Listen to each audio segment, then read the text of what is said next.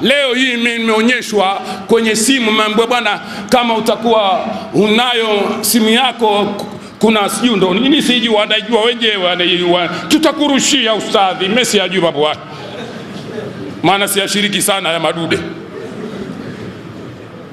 Tutakurushia. Nikamwambia kabla hujanirushia acha nione. Ndio.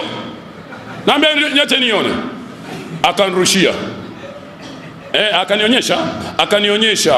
Kunionyesha nikaikuta mwanamke, mwanamama amevaa nguo upande wa kanga au tenge, amelivaa hapa nyuma, amegeuka hivi mwanamke, mpana wa mwili, ameandikwa Ayatul Kursi kwenye mgongo wake.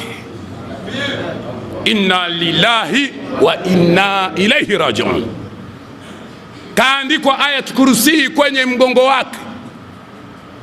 Sasa ikiwa kaandikwa maneno ya Mwenyezi Mungu, na huyu mwanamke kuna siku anakuwa si tohara, na kwa hali yoyote mwanamke huyu sio kuna siku tu, huyu kila wakati hayuko tohara, kwa sababu huyu ni mtu wa mapigo wa vijana anasema. Sasa je, itakuwa hali gani?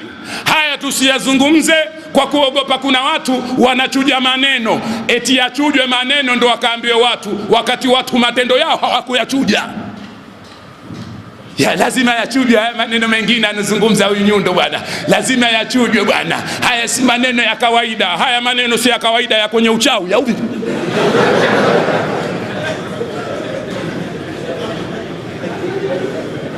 Hii lugha ya uchawini tunakuulizeni, nani asoifahamu?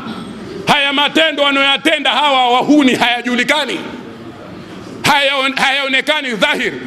Mbona wao hatuwastaajabii tukasema haya si matendo ya kawaida katika jamii? Kwa nini wanafanya hivi hawa? Eti leo msemaji anayosema haya kawa mbaya, wanaotenda eti ndo wema. Haiwezekani, tutasema mpaka kiyama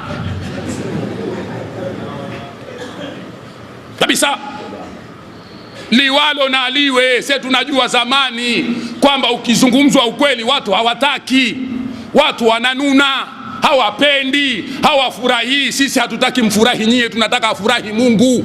Akisha furahi Allah basi ndo salama tutapata. Hata nyie magari yenu mnapanda mnafikiri salama inapatikana wapi? Majumba mnakaa kwa na wake zenu mnakula makuku manene mnafikiri salama inapatikana kwa maneno haya. Kama hakiwa hayapo haya hakuna salama, utafekwa na gari lako.